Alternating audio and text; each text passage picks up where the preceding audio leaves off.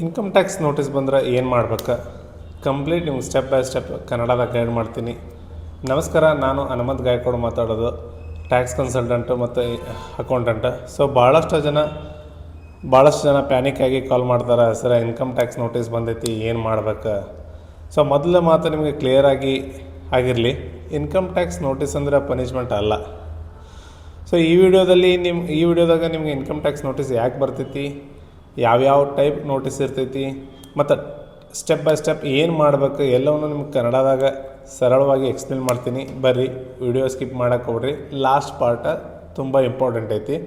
So first part ಏನಪ್ಪ ಅಂತಂದ್ರೆ, income tax notice ಬರೋ ಕಾಮನ್ ರೀಸನ್ಸ್ ಏನಂತಂದ್ರೆ, ITR ಫೈಲ್ ಮಾಡದೇ ಇರೋದು, income tax mismatch as per 26 years AIS report ಮುಖಾಂತರ, ಬ್ಯಾಂಕ್ ಡೆಪಾಸಿಟ್ ಮಾಡೋದು, ಆಮೇಲೆ ಕ್ಯಾಶ್ ಟ್ರಾನ್ಸಾಕ್ಷನ್ ಹೆವಿ ಮಾಡೋದು, ಪ್ರಾಪರ್ಟಿ ಸೇಲ್ ಮಾಡ್ತೀರಿ, ಪರ್ಚೇಸ್ ಮಾಡಿರ್ತೀರಿ, ಶೇರ್ಸ್ ಟ್ರಾನ್ಸಾಕ್ಷನ್ ಆಗಿರ್ತಾವೆ, ಶೇರ್ಸ್ ಟ್ರಾನ್ಸಾಕ್ಷನ್ ಆಗಿರ್ತಾವೆ, ರಾಂಗ್ ಡಿಡಕ್ಷನ್ ಕ್ಲೇಮ್ ಮಾಡ್ತಿರ್ತೀರಿ ನೀವು, ಸಿಸ್ಟಮ್ ಡಾಟಾ ಕಂಪೇರ್ ಮಾಡಿ ನಿಮ್ಗೆ ಮಿಸ್ ಮ್ಯಾಚ್ ಕಂಡ್ರೆ ನೋಟಿಸ್ ಖಂಡಿತ ಬರ್ತೈತಿ.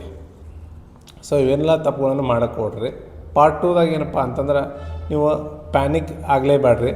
ನೋಟಿಸ್ ಬಂದ ತಕ್ಷಣ ಪ್ಯಾನಿಕ್ ಆಗಬೇಡ್ರಿ ಫಸ್ಟ್ ಆಫ್ ಆಲ್. ಸೊ ಮೊದಲು ಚೆಕ್ ಮಾಡ್ಕೋಬೇಕು ನೀವು, ಯಾವ ಸೆಕ್ಷನ್ದಾಗ ಬಂದೈತಿ, ಅಸೆಸ್ಮೆಂಟ್ ಇಯರ್ ಯಾವುದೈತಿ, ಡ್ಯೂ ಡೇಟ್ ಏನೈತಿ, ರೀಸನ್ ಯಾವ ಮೆನ್ಷನ್ ಮಾಡ್ಯಾರ. ಸೊ ವಿತೌಟ್ ನೀವು ಅಂಡರ್ಸ್ಟ್ಯಾಂಡಿಂಗ್ ಮಾಡದೆ ರಿಪ್ಲೈ ಕೊಡೋಕೆ ಹೋಗ್ಕೊಬಿಡ್ರಿ. ರಿಪ್ಲೈ ಕೊಟ್ಟರೆ ಬಿಗ್ಗೆಸ್ಟ್ ಮಿಸ್ಟೇಕ್ ಇರ್ತೈತಿ, ಕರೆಕ್ಟಾಗಿ ನೋಡ್ಕೊಳ್ಳಾರ್ದೆ ನೀವು ರಿಪ್ಲೈ ಕೊಟ್ಟರೆ. ಸೊ ಪಾರ್ಟ್ 3ದಾಗ common types of income tax ನಿಮ್ಗೆ ನೋಟಿಸ್ ಬರ್ತಾವೆ. ದ ಮೋಸ್ಟ್ ಕಾಮನ್ ನೋಟಿಸ್ ಯಾವಪ್ಪ ಅಂತಂದ್ರೆ ನೋಡೋಣ ಅಂದ್ರೆ, ಸೆಕ್ಷನ್ 143(1). ಈ ಸೆಕ್ಷನ್ 143(1) ಏನಪ್ಪ ಅಂತಂದ್ರೆ, ನಿಮ್ಗೆ ITR ಪ್ರೊಸೆಸಿಂಗ್ ಇಂಟಿಮೇಷನ್ ಇರ್ತೈತಿ, ಟ್ಯಾಕ್ಸ್ ಡಿಮ್ಯಾಂಡ್ ಆರ್ ರಿಫಂಡ್ ದ ಇನ್ಫಾರ್ಮೇಷನ್ ಇರ್ತೈತಿ. ಸೊ ಸೆಕ್ಷನ್ 143(1)ದಾಗ ಅದೇ ರೀತಿ ಸೆಕ್ಷನ್ 139(9) ಇದು ಡಿಫೆಕ್ಟಿವ್ ರಿಟರ್ನ್ಸ್ ಇರ್ತೈತಿ. ಸೊ ಕರೆಕ್ಷನ್ನು ಮಾಡಲಿಕ್ಕೆ ನಿಮ್ಗೆ ಒಂದು ಚಾನ್ಸ್ ಕೊಟ್ಟಿರ್ತಾರೆ. ಯಾವ ಸೆಕ್ಷನ್ದಾಗ ಅಂದ್ರೆ, ಸೆಕ್ಷನ್ 39(9) ಡಿಫೆಕ್ಟಿವ್ ರಿಟರ್ನ್ಸ್ ಒಳಗಡೆ. ಸೊ ನೀವು ಸೆಕ್ಷನ್ 139 ಸಿಂಪಲ್ಲಾಗಿ ಎಕ್ಸ್ಪ್ಲೇನ್ ಮಾಡ್ಕೋಬೋದು, ಕ್ಲಿಯರಾಗಿ ಕೊಟ್ಟರೆ ಅದು ನಿಮ್ಗೆ ಚಾನ್ಸ್ ಕೊಟ್ಟಿರ್ತಾರೆ, ನೀವು ರಿವೈಸರ್ ಮಾಡ್ಕೋಬೋದು. ಸೊ 139(9) ಇದಿಷ್ಟು ಹೇಳ್ತೈತಿ. ಸೊ ಸೆಕ್ಷನ್ 142(1) ಇದು ಅಡಿಷ್ನಲ್ ಇನ್ಫಾರ್ಮೇಷನ್ ರಿಕ್ವೆಸ್ಟ್ ಇರ್ತೈತಿ. ಡಾಕ್ಯುಮೆಂಟ್ ಸಬ್ಮಿಟ್ ಮಾಡಬೇಕಾಗಿರ್ತೈತಿ. ಕೆಲವೊಂದು ನೀವು ಎಕ್ಸ್ಟ್ರಾ ಡೆಪಾಸಿಟ್ ಮಾಡಿರ್ತೀರಿ, ರಿಟರ್ನ್ದಾಗ ಕಡಿಮೆ ಡಿಕ್ಲೇರ್ ಮಾಡಿರ್ತೀರಿ, ನಿಮ್ಮ ಬ್ಯಾಂಕ್ ಟ್ರಾನ್ಸಾಕ್ಷನ್ ಜಾಸ್ತಿ ಆಗಿರ್ತೈತಿ. ಸೊ ಆವಾಗ ಅವ್ರು ಡೌಟ್ ಬಂದು ನಿಮ್ಗೆ ಅಡಿಷ್ನಲ್ ಇನ್ಫಾರ್ಮೇಷನ್ ಕೇಳ್ಬೋದು. ಯಾವ ಸೆಕ್ಷನ್ದಾಗ ಅಂದ್ರೆ, ಸೆಕ್ಷನ್ 142(1) ಒಳಗಡೆ. ಅದೇ ರೀತಿಯಾಗಿ ಸೆಕ್ಷನ್ 148 ದ ರೀಅಸೆಸ್ಮೆಂಟ್ ನೋಟಿಸ್, ಇದು ಸೀರಿಯಸ್ ಆಗಿರ್ತೈತಿ, ಕೇರ್ಫುಲ್ ಆಗಿರ್ಬೇಕು. ಸೆಕ್ಷನ್ 148 ನೋಟಿಸ್ ಯಾವಾಗ ಬರ್ತೈತಪ್ಪ ಅಂದ್ರೆ, ನಿಮ್ದು ಹಳೆಯ ರಿಟರ್ನ್ ಫೈಲ್ ಆಗಿರ್ತಾವೆ, ಅದ್ರ ಮ್ಯಾಗ ಏನಾರು ಡೌಟ್ ಬಂದ್ರೆ ಅದು ರೀಓಪನ್ ಮಾಡಿ ಅದು ರೀಅಸೆಸ್ಮೆಂಟ್ ನೋಟಿಸ್ ತೆಗಿತಾರೆ. ಈ ಸೆಕ್ಷನ್ ನೀವು ಎಲ್ಲ ನೋಟಿಸ್ ಗತ್ತಲೆ ಇದು ನೋಟಿಸ್ ಮಾತ್ರ ಅಲ್ಲ, ಇದು ಕೇರ್ಫುಲ್ಲಾಗಿ ನೀವು ಹ್ಯಾಂಡಲ್ ಮಾಡ್ಕೋಬೇಕು. ಒಬ್ಬರ ಹತ್ರ ಪ್ರೊಫೆಸರ್ ಹತ್ರ ಹೋಗಿ ನೀವು ಅಡ್ವೈಸ್ ತೊಗೊಂಡು ಮಾಡ್ಕೊಳ್ಳೋದು ಭಾಳ ತುಂಬ ಇಂಪಾರ್ಟೆಂಟ್ ಆಕೈತಿ. So part 4 due date miss ಮಾಡೋಕ್ಕೆ ಹೋಗ್ಬೇಡ್ರಿ. ಮಾಡಿದ್ರೆ ಏನು ಆಕೈತೆ ಅನ್ನೋದು ನಿಮಗೆ ಸಿಂಪಲ್ಲಾಗಿ ಹೇಳ್ತೀನಿ. ನೋಟಿಸ್ ರಿಪ್ಲೈಗೆ ಡ್ಯೂ ಡೇಟ್ ಕಂಪಲ್ಸರಿ ಇರ್ತೈತಿ. ಸೊ ಡ್ಯೂ ಡೇಟ್ ಮಿಸ್ ಮಾಡಿದ್ರೆ ನೀವು ಎಕ್ಸ್ಟ್ರಾ ಟ್ಯಾಕ್ಸ್ ಕಟ್ಟಬೇಕಾಕೈತಿ. IR ಟ್ಯಾಕ್ಸ್ ಡಿಮ್ಯಾಂಡ್ ಮಾಡಾಕ್ತಾರೆ, ಆಮ್ಯಾಗ ಎಕ್ಸ್ ಪಾರ್ಟಿ ಆರ್ಡ್ರ್ ಮಾಡಿಬಿಡ್ತಾರೆ, ಅಸೆಸ್ಮೆಂಟ್ ಮಾಡಿಬಿಡ್ತಾರೆ. ಫೈನಲಿ ರಿಸ್ಕ್ ಆಕೈತಿ, ಪೆನಾಲ್ಟಿ ರಿಸ್ಕ್ ಇರ್ತೈತಿ.